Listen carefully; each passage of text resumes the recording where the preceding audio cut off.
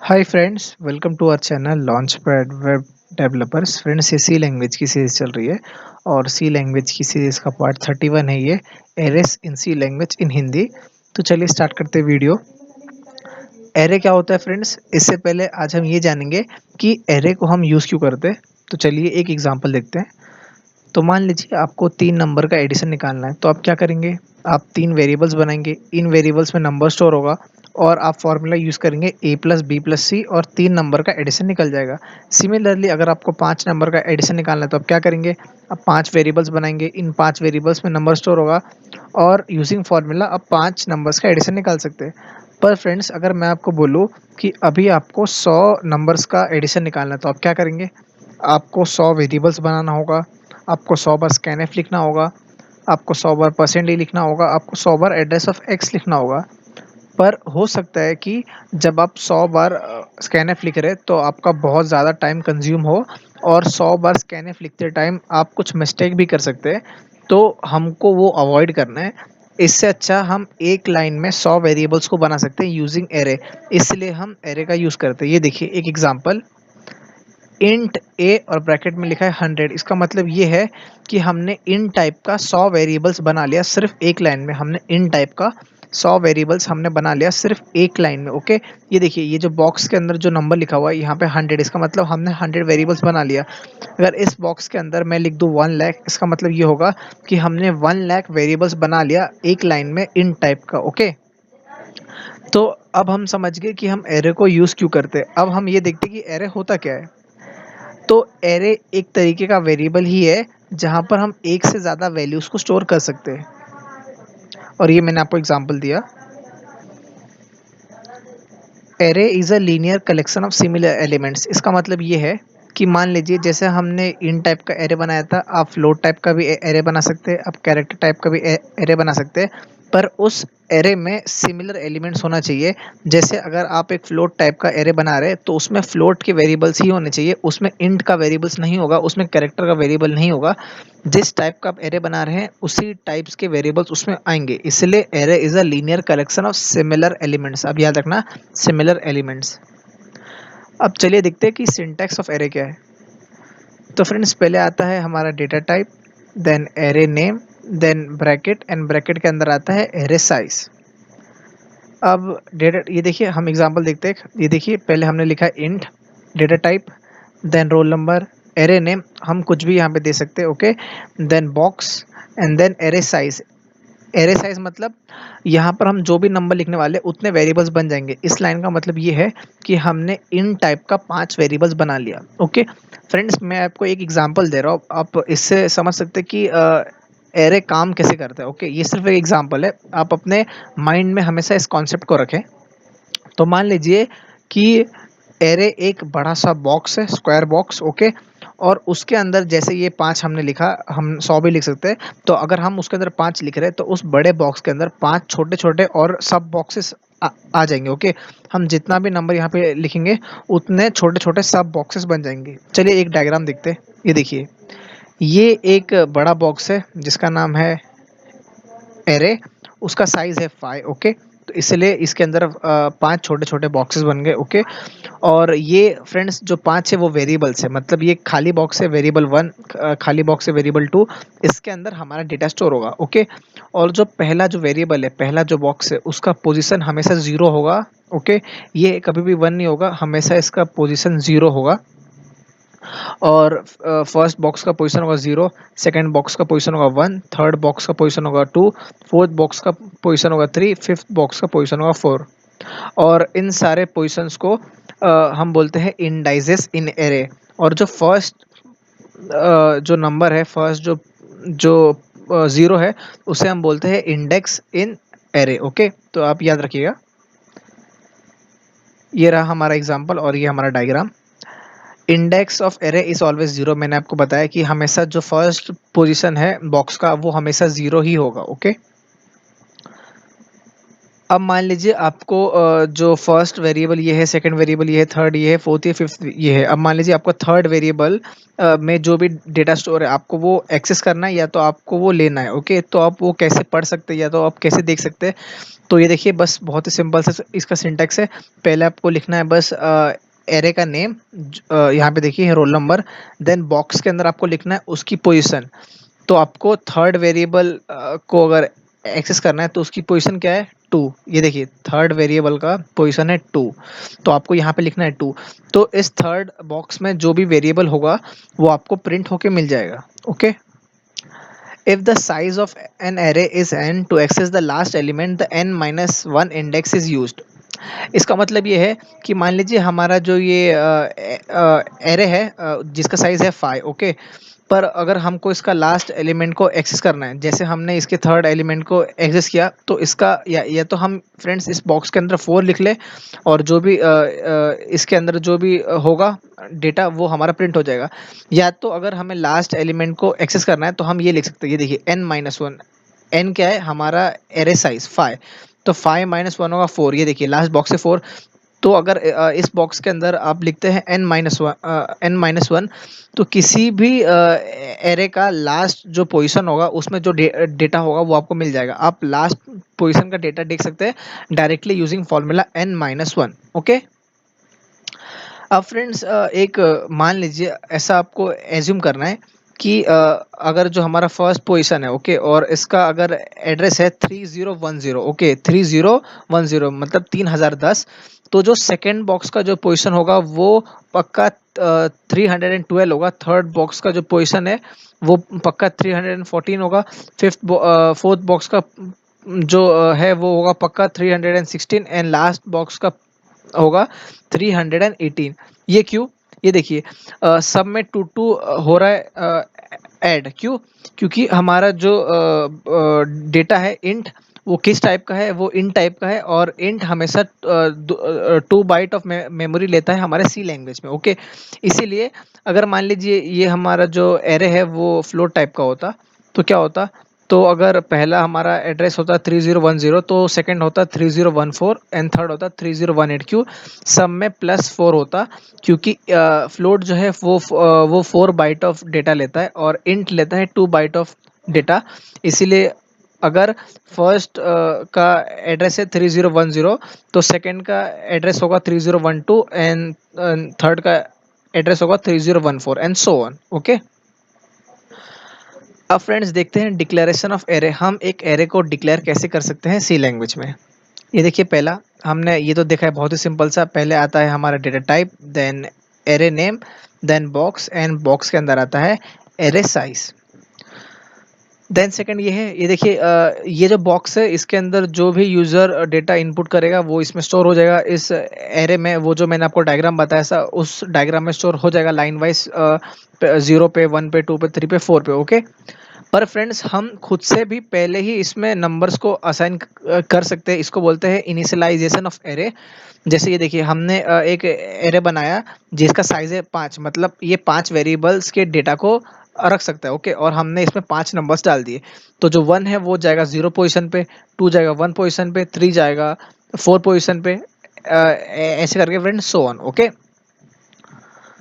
Friends, ये देखिए हमने यहाँ पे लिखा है 5। अगर हम यहाँ पे 5 नहीं भी लिखे और 5 नंबर को हम इसमें स्टोर कर रहे हैं, तो हमारा कंपाइलर ऑटोमेटिकली समझ जाएगा कि हमने जो एरे बनाया था वो 5 साइज का है, क्योंकि हमने यहाँ पे 5 नंबर्स को हम स्टोर कर रहे हैं। इसलिए कंपाइलर ऑटोमेटिकली यहाँ पे 5 को असाइन कर देगा। ओके, वो समझ जाएगा। एंड लास्ट ये है फ्रेंड्स, ये देखिए क्या होगा अगर हमने एक एरे बनाया जिसका साइज है 5, हमने यहाँ पे 5 लिखा है, पर हम उसमें 3 नंबर ही अगर स्टोर करें तो लास्ट के 2 बॉक्स में 0 असाइन हो जाएगा। ओके, अब फ्रेंड्स हमने सब कुछ देख लिया, हमने थ्योरी पार्ट देख लिया। अब हम चलते हैं एग्जांपल की ओर, और चलते हैं हमारे कंपाइलर टर्बो सी में, और एक छोटा सा हम एक कोड लेने वाले हैं हम।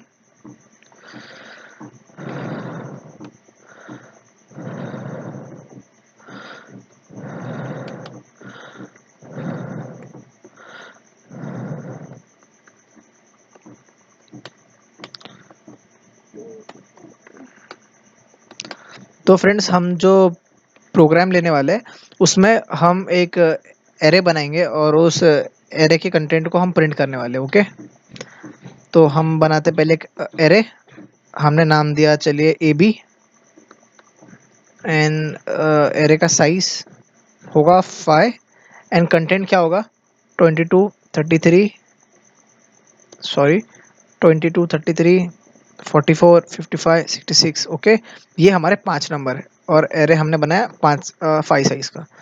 Then clear screen to clear the console screen, then printf.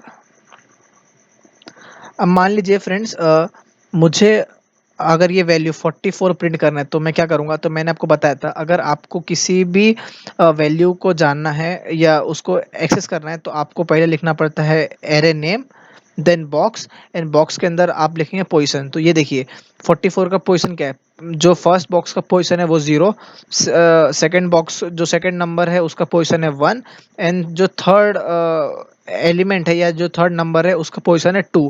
तो अगर हम यहाँ पे लिखते हैं 2 प्रिंटफ के अंदर तो हमको 44 प्रिंट होके मिल जाएगा। चलिए देखते हैं %d। ओके, हमारा पहले आएगा एरे का name AB, then box, box के अंदर हमारा पोजीशन। तो 44 को एक्सेस करना है तो हमको लिखना पड़ेगा 2, क्योंकि 44 थर्ड जो 44 है वो सेकंड पोजीशन पे। चलिए देखते हैं हमें हमारा आउटपुट मिलता है कि नहीं।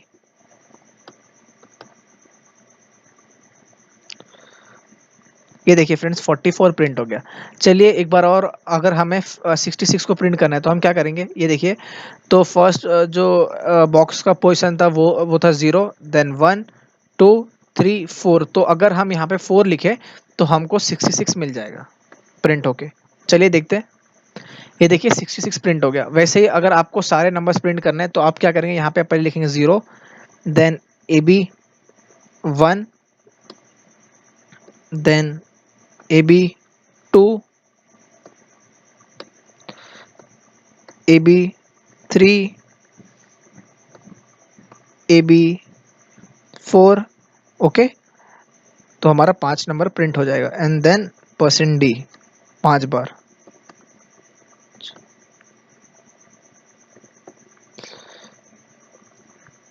ये देखिए, चलिए आप चेक करते हैं आउटपुट। ये देखिए 22 33 44 55 और 66 प्रिंट हो गया। ओके, तो ये था फ्रेंड्स हमारा एक सिंपल एग्जांपल। और फ्रेंड्स अगर क्या हो, अगर हमने एक 5 साइज का एरे बनाया और अगर हम इसमें अगर 5 से ज़्यादा एलिमेंट्स को अगर हम करते हैं इसमें ऐड, तो चलिए देखते क्या होता है। 77 88 99, ये मैंने कुछ भी रैंडम लिया, आप कुछ भी ले सकते हैं यहाँ पे, 95 भी ले सकते हो। ओके, चलिए चेक करते हैं आउटपुट। देखिए एरे क्यू टू मैंने इनिशियलाइजेशंस मैंने आपको बताया था कि हमने जो एरे है वो 5 साइज का बनाया, पर हमने 2 एक्स्ट्रा इसमें किया ऐड, तो ये ऐसा नहीं होगा। हमने जितने साइज का बनाया हम उतने ही कंटेंट को ऐड कर सकते हैं। और फ्रेंड्स क्या होगा, अगर हमने एरे बनाया 5 साइज का, पर उसमें अगर हम 3 ही अगर डेटा को अगर हम इसमें डालते हैं तो क्या आएगा, देखिए आउटपुट। तो मैंने बताया था कि लास्ट में आएगा 0। अगर आपने 5 साइज का एरे बनाया है और पर आपने इसमें 3 ही नंबर को इनिशियलाइज किया है, तो जो रिमेनिंग जो बॉक्सेस है उनमें कंपाइलर 0 असाइन कर देगा। ओके, तो ये था हमारा एक सिंपल एग्जांपल। चलिए एक और एग्जांपल देखते हैं। हम यूज़र से 5 नंबर लेने वाले हैं, जो स्टोर होगा हमारे एरे में यूजिंग लूप्स, और उसी 5 नंबर्स को हम प्रिंट करेंगे यूजिंग लूप्स। हम लूप्स का यूज़ क्यों कर रहे हैं ये आपको अभी मालूम पड़ेगा। तो पहले चलिए हमारा I variable for loops, and चलिए हम इसका नाम रखते हैं एरे। ओके, और हमारा साइज रहेगा 5। आप कुछ भी लिख सकते हैं यहाँ पे। Clear screen to clear the console screen, printf for user,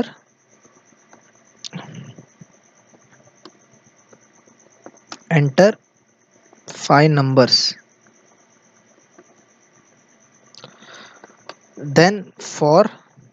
ये देखिए हम फॉर क्यों लिख रहे हैं, अगर हमें 5 नंबर स्टोर करना है तो या तो हम 5 बार स्कैनफ लिख सकते हैं, या तो हम फॉर के अंदर 5 या तो हम फॉर को 5 बार घुमाएं और उसके अंदर स्कैनफ लिखें, तो स्कैनफ से 5 बार स्टोर हो जाएगा। अभी तो आप फ्रेंड्स 5 बार स्कैनफ लिख के स्टोर कर सकते हैं, पर मान लीजिए अगर हमें 300 या 400 नंबर्स का अगर हमें एरे बनाना है तो क्या आप 400 बार स्कैनफ लिखेंगे? नहीं, इससे अच्छा आपको सिर्फ एक बार स्कैनफ लिखना है, और फॉर के अंदर आपको एक कंडीशन डालनी कि हमारा जो फॉर लूप है वो 400 बार चले, तो हमारा स्कैनफ भी 400 बार चलेगा सिर्फ एक बार लिखने से, और 400 नंबर स्टोर हो जाएंगे। इसलिए हम फॉर लूप का यूज करते हैं इन एरे। तो कंडीशन क्या है, स्टार्टिंग फ्रॉम 0 5 बार चलना चाहिए, and less than equals to less than 5। तो फ्रेंड्स 0 to 4 5 नंबर्स होते हैं। ओके, आपको मालूम है। देन स्कैनफ कैसे काम करे फ्रेंड्स, ये जरा आप ध्यान देना। Address of array and box में आएगा आई। ये देखिए इसका मतलब क्या, मैंने आपको बताया था अगर आपको कोई भी नंबर को प्रिंट करना है या कोई भी नंबर एरे के अंदर स्टोर करना है तो आपको क्या करना पड़ता है, आपको पहले लिखना पड़ता है एरे नेम, हमने यहाँ पे लिख लिया।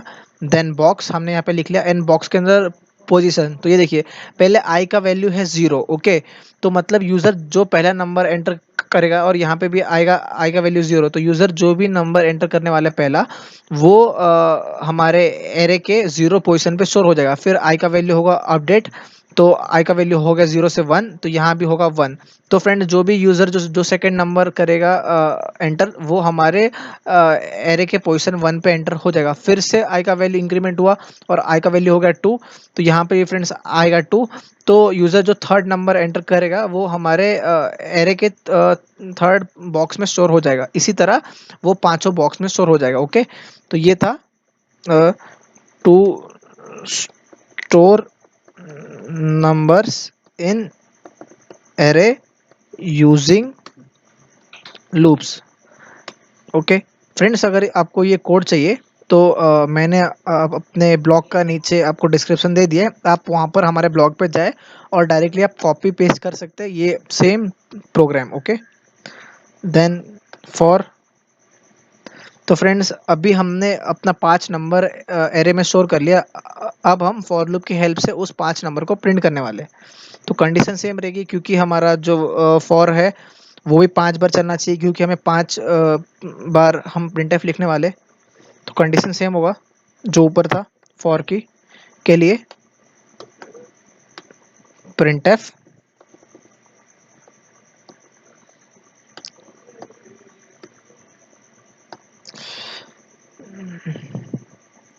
और हमें यूज करना है एरे ऑफ आई। अब ये देखिए ये प्रिंट कैसे हो रहा है, ये देखिए आप, ये देखिए हमारा जो फॉर का जो पोजीशन है वो 0, पहले आई का जो वैल्यू है वो 0। ओके, एंड यहाँ पे भी आई का वैल्यू है 0। मतलब क्या, जो हमने यहाँ पे परसेंटेज भी लगाया, मतलब आई के जो 0 पोजीशन पे जो भी नंबर है वो प्रिंट हो जाएगा। ओके, देन आई का वैल्यू अपडेट हुआ 1, और यहाँ पे भी आ गया 1, तो आई के जो फर्स्ट पोजीशन पे जो भी नंबर है वो प्रिंट हो जाएगा। सो ऑन ऐसे करके हमारा चलेगा। Okay, to print numbers in array using loops, हम फ्रॉम यहाँ पे डालेंगे।